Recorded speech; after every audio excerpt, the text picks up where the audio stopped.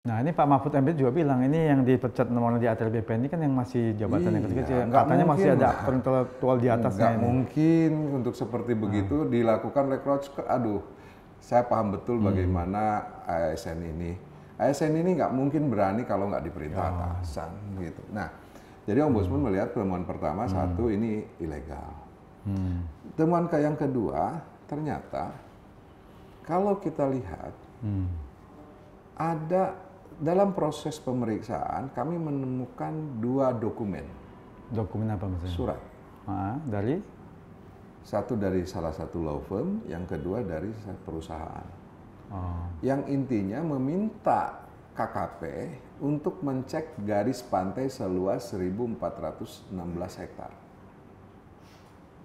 Nah, kami overlay Meter atau hektar? Hektar. Seluas 1.416 garis pantai hektar. Ya, tanah yang ada di garis pantai. Iya. Garis pantai ya.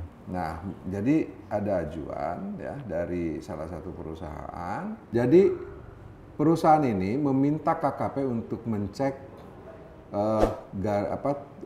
titik-titik ordinat seluas 1.416 hektar.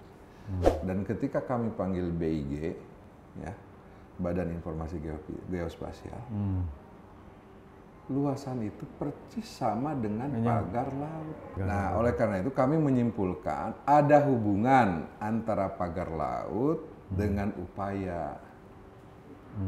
Nah, dan ini adalah sebagai upaya bagian penguasaan wilayah laut. Nah, oleh karena itu ini wewenangnya siapa? Ya silahkan dicek mengapa ada perusahaan yang mengusulkan seperti itu, bisa diusut. Nah, itu bukan ranah Ombudsman juga. Lah bukannya kalau perusahaan itu memang untuk penggunaan area ruang laut, betul, mau mengusulkan kan? Mengajukan KKPRL itu supaya dapat izin dari betul. Nah, dalam KKP. tujuan ke sana kan kalau seperti itu berarti sudah ada tujuan untuk penguasaan ruang laut. Kan masyarakat melihat itu pagar laut itu tujuannya apa sih? Kan gitu. Nah, salah satu untuk melihat tujuan itu ya dengan cara seperti ini bisa ketahuan sebenarnya tujuannya apa. Nah, sekarang kan jadi kabur semua. Gitu. Nah, itu. Nah, temuan yang berikutnya bagi kami adalah kami menemukan ada 6 indikasi pelanggaran pidana. Oh, apa itu? Ya, 6 indikasi pelanggaran pidana dari mulai pemalsuan surat, dari mulai penguasaan laut gitu, terus pemasangan dan lain sebagainya, intimidasi. Yang itu kami serahkan semua informasi itu ke APH.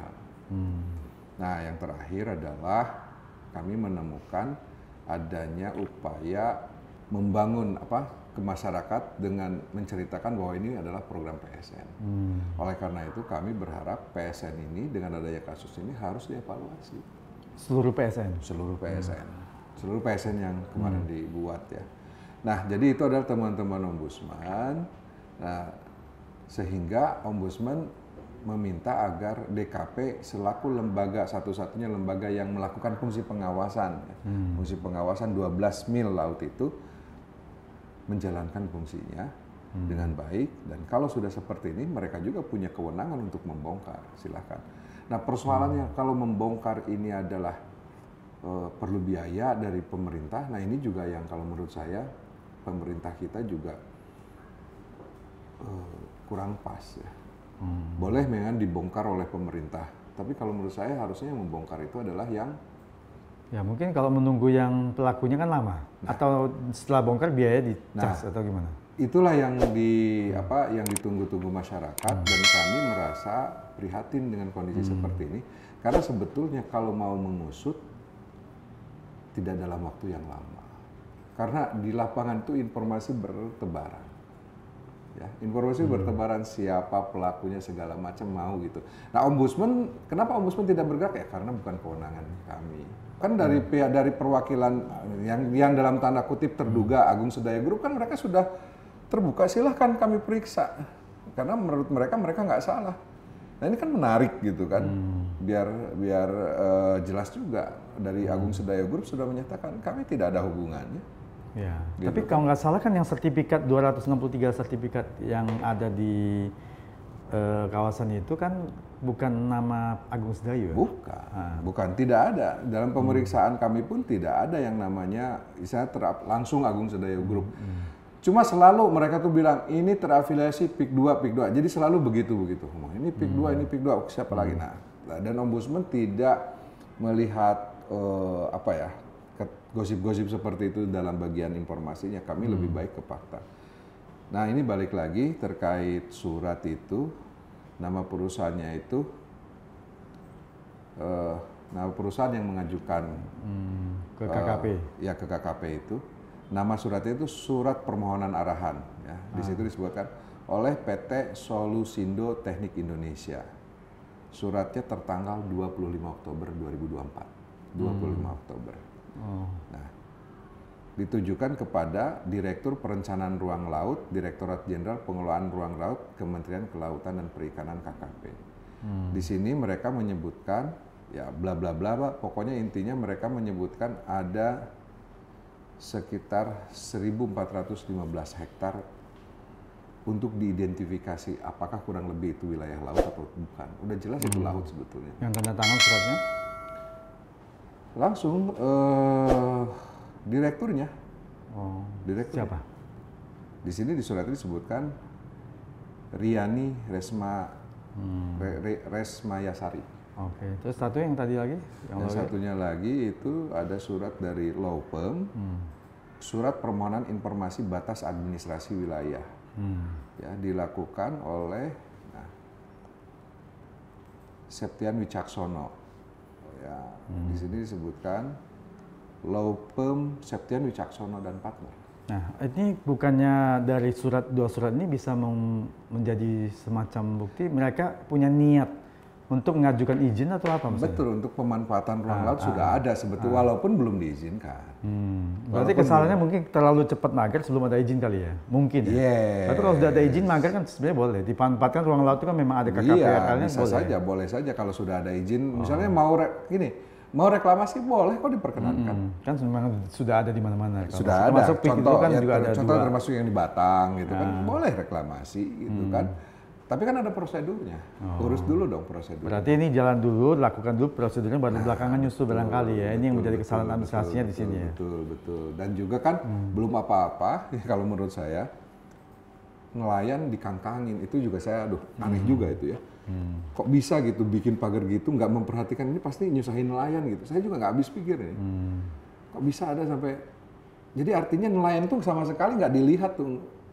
Kan kita misalnya kita mau berkendara aja suka hati-hati, takut nyerempet motor gitu kan. Ya. Tapi tentang tadi kembali ke PSN itu, kalau menurut penelitian apakah itu benar masuk PSN atau di luar PSN? Sudah clear. Apa yang dipagar itu semuanya 30 km itu di luar PSN. Clear itu. Menko Perekonomian menjawab itu. Bahwa ini bukan luar PSN. Dan PSN itu tidak masuk ke wilayah laut, adanya di daratan. Dan dari daratan itu jangan lupa PSN pun baru pengusulan. Belum eksekusi. Kan itu kan lahannya harus dilepaskan dulu. Ya, karena masih banyak 1.500 berapa itu yang masih hutan lindung kalau misalnya yang belum diturunkan statusnya. Jadi baru pengusulan PSN. Jadi program PSN-nya belum jalan. Gitu. Ya, memang kalau yang di PIK 2 saya belum tahu ya, di PIK 2. Cuma kalau yang di situ tuh. Kalau yang tadi pagar laut tuh kan katanya juga bukan PIK 2 atau gimana? Atau masuk PIK 2? Enggak masuk PIK 2. Nah, ini itu narasi-narasi yang dikembangkan, yang berkembang di masyarakat tuh begitu. Nah, menjadi itu ya. Supaya gini, artinya gini, kalau sisi investor, siapapun mereka misalnya ya, kalau memang kawasan perumahan yang di PIK 2 itu sudah maju, sudah berjalan gitu kan, nanti tiba-tiba menjadi masalah gara-gara pagar laut ini kan juga merugikan investor juga. Betul. Nah juga kepastian hukum ini kan dari aparat kita, penyelenggara negara, kenapa kasih misalnya begini, bisa terlaksana, bisa keluar sertifikat, ini harus diusut juga. Yang salah sebenarnya di mana nih yang salah akar permasalahannya. Betul. Itu sebetulnya sudah gamblang sekali, apa yang ada di lapangan itu mudah, bukan sesuatu hal yang sulit untuk menyimpulkan siapa yang melakukan itu semua. Nah, sayangnya itu semua itu ranahnya APH. Ya APH yang harus. Nah, kalau APH-nya tidak mau jalan, mungkin podcast ini perlu mengundang dari pihak kepolisian. Kenapa? Kenapa kita tanya ini. Siapa tahu kan punya pertimbangan lain gitu ya. Gitu, kita lihat. Ya, ini memang masalah pagar laut ini kan nggak hanya terjadi di Tangerang ya, kan sudah ada di Sidoarjo, Jawa Timur, ada di Bekasi, bahkan sebenarnya ada dikasih lagi di daerah yang inisialnya J ini, yang depannya nih. Tapi kan memang belum mencuat nih. Nah, makanya kan perlu ada evaluasi terkait PSN. Dan kalau ini tidak dituntaskan, maka kalau menurut saya hipotesis yang seharusnya kita kembangkan, apakah kedaulatan negara ini masih ada gitu ya. Ya kalau masyarakat kecil kan hanya bisa melihat. Ya, tapi harusnya ke depan ini memang tidak hanya dari sisi pengusaha, mungkin ya penyelenggara negara ini harus betul-betul menjalankan aturan perundang-undangan. Nah, contoh Pak Edi, yang menarik, mengapa TNI Angkatan Laut yang nyabut? Kenapa nggak KKP? Ya kan, kenapa nggak KKP? Gitu. Kenapa nggak Polair? Itu contoh itu kan. Nah ini kan segala sesuatu itu saya juga kan nggak tahu juga tuh, gitu kan. Tapi yang jelas Kasal memerintahkan itu pasti ada yang merintah juga. Ya kan kalau nggak salah kan katanya Presiden Prabowo perintahkan Panglima TNI perintahkan Kasal, langsung Kasal perintahkan Lantamal untuk langsung bongkar. Nah kan perintahnya Presiden itu kan bongkar usut. Nah sekarang usutnya yang kita tunggu. Masih lambat ya? Ya kalau menurut saya lambat sekali, lambat sekali. Ya, tapi memang kita harapkan ke depan supaya ini kan menjadi satu si malakama. Kalau kita tekan pengusaha begini, memang pengusaha ini. Tapi kalau investor nanti di luar, waduh, kalau kami masuk investasi di Indonesia ini ngeri juga nih. Kali ini presidennya ini kami bagus. Nanti ganti presiden, waduh, masalah kita lagi. Mau tumbuh 8%. Jadi ini saya kira pemerintah kita harus betul-betul bijak dalam menyelesaikan masalah ini supaya jangan timbul ekses baru yang malah merugikan perekonomian Indonesia, investor yang menjadi takut untuk berinvestasi ke depannya. Kita harapkan dapat solusi yang terbaik.